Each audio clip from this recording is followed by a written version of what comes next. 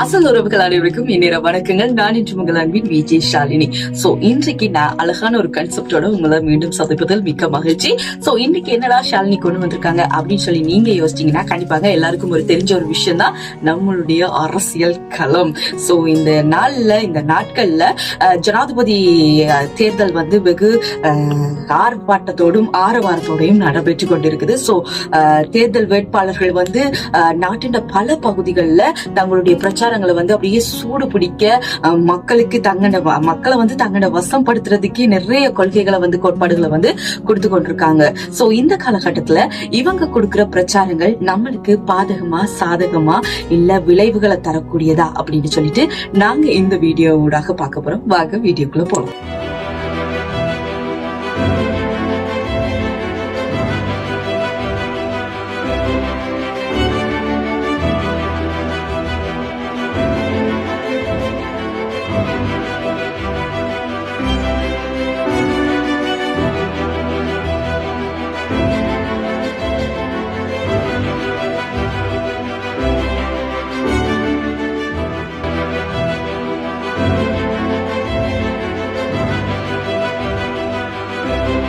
So இந்த president election நடக்க போற இந்த காலகட்டத்துலங்க நிறைய வேட்பாளர்கள் வந்து தங்களுடைய பிரச்சாரங்கள்ல அதிக அளவு யூஸ் பண்ற ஒரே ஒரு விடயம் தற்பொழுது வந்து பாத்தீங்கன்னா நாட்டுல பல இடங்கள்ல வந்து அரசாங்க ஊழியர்கள் வந்து போராட்டத்தை முன்னெடுத்திருந்தாங்க. ஏன் அப்படின்னு பாத்தீங்கன்னா தங்களோட சம்பள உயர்வை வந்து அதிகரிச்சு தருவமாறு நிறைய போராட்டங்கள் வந்து ஆசிரியர் சங்கமா இருக்கலாம் சரி, வர்த்தக சங்கமா இருக்கலாம் சரி, அனைத்து அரசு ஊழியர்களும் இந்த போராட்டங்கள்ல வந்து முன்னெடுத்திருந்தாங்க. சோ இதை ஒரு கருப்பொருளை கொண்டு நாட்டுல பல வேட்பாளர்கள், அதாவது ஜனாதிபதி தேர்தலுக்கு தாக்குதல் செஞ்ச பல வேட்பாளர்கள் வந்து இப்பொழுது இந்த ஒரு கோட்பாடு, அதாவது கொள்கையை வந்து முன்வச்சு பிரச்சாரம் செஞ்சிட்டு இருக்காங்க. அதாவது நான் எலெக்ஷன்ல வந்து வின் பண்ணனா உங்களுக்கு நான் வந்து கவர்மெண்ட் ஜாப் தருவேன், இல்லையா கவர்மெண்ட்ல வேலை செய்யறாங்களே ஆல்ரெடி கவர்மெண்ட் ஜாப்ல இருக்கிறவங்களுக்கு நான் வந்து சம்பள உயர்வை வந்து அதிகரிச்சு தருவேன் அப்படின்னு சொல்லி தங்களோட பிரச்சாரங்கள்ல இந்த ஒரு வாக்குறுதியை பயன்படுத்தி வாக்குகளை கேட்டுட்டு இருக்காங்க. சோ இதனால எங்களுக்கு நன்மையா தீமையா அப்படின்னு பார்த்தோம்னா உங்களால நம்ப முடியுமா? கண்டிப்பா நம்பித்தாங்க ஆகணும். ஏன்னு பாத்தீங்கன்னா இந்த கவர்மெண்ட் வேலையை வந்து மக்கள் வந்து சூஸ் பண்றதுக்கான காரணமே வயசான காலத்துல தங்களுக்கு வந்து இந்த தாங்கள் வேலை செஞ்ச நாட்கள்ல வந்து சேமிக்கக்கூடிய அந்த பிடிஎஃப்னு சொல்லக்கூடிய அந்த ஓய்வூதியம் வந்து இந்த பென்ஷன் காலங்கள்ல அவங்களுக்கு பென்ஷன் பணமாக போகும் அப்படின்றதுக்காக தான் மோஸ்ட்லி நிறைய பேர் இந்த அரசாங்க வேலையை சூஸ் பண்றாங்க. இதை தாண்டி பார்த்தோம்னா வீட்டுக்கு வீடு கவர்மெண்ட் ஸ்டாஃப் இருக்கிற இந்த காலகட்டத்துல தங்களுடைய அதிகாரத்தை பயன்படுத்தி இல்லாட்டி தங்களுடைய ஆளுமையை பயன்படுத்தி தாங்க வெற்றி பெறணும் அப்படின்றதுக்காகவே தகுதியே இல்லாத ஒரு ஆளை வேலைக்கு அமர்த்துறதால வினைத்திறன் மட்டும் இல்லைங்க, பொதுமக்களாகிய எங்களுக்கு தான் அதை வந்து கூடுதலான பாதிப்பை ஏற்படுத்துது. ஏன் அப்படின்னு பாத்தீங்கன்னா இவங்களுக்கு வந்து கவர்மெண்ட் ஸ்டாஃபுக்கு, அதாவது கவர்மெண்ட் வேலை கிடைச்ச ஒரு நபருக்கு வந்து அரசாங்கம் தான் சம்பளம் வழங்க போகுது இல்லையா?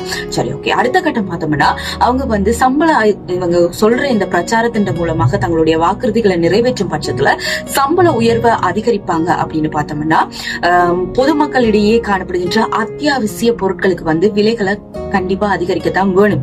ஏன்னா தற்பொழுது வந்து கவர்மெண்ட்ட வந்து சம்பளம் கொடுக்க முடியாத ஒரு கட்டத்துல பொதுமக்களாகிய எங்கள்ட வரிகளையும் இல்லாட்டி நாங்க அன்றாடம் யூஸ் பண்ற அத்தியாவசிய பொருட்கள்ல வந்து விலையை கூட்டியும் அதன் மூலமாக கிடைக்கப்படுற பணத்துலதான் இந்த கவர்மெண்ட் ஸ்டாஃபுக்கு கண்டிப்பா வந்து அவங்க சம்பளம் கொடுக்கறதுக்கு ரெடியா இருப்பாங்க. சோ இப்ப நீங்க யோசிங்க, இதனால நம்மளுக்கு பாதிப்பா இல்ல இவங்க சொல்ற ஒரு கொள்கைகள் வந்து சரியான வழிமுறையில எங்களை நடத்தக்கூடியதா இருக்குதா அப்படின்னு சொல்லிட்டு நீங்க யோசிக்க வேண்டிய இந்த தருணம்.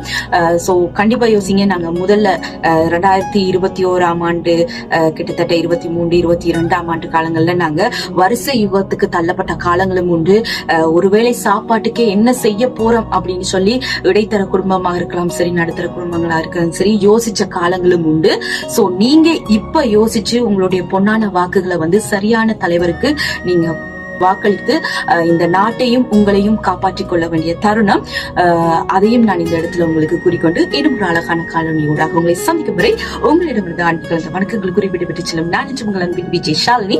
Tata bye bye. இந்த வீடியோ உங்களுக்கு பிடிச்சிருந்தது அப்படின்னு சொன்னா எங்களுடைய அசல் டிவி அப்படிங்கிற யூடியூப் சேனலை சப்ஸ்கிரைப் பண்ணுங்க. கூடவே அந்த பெல் ஐகானையும் கிளிக் பண்ணிடுங்க.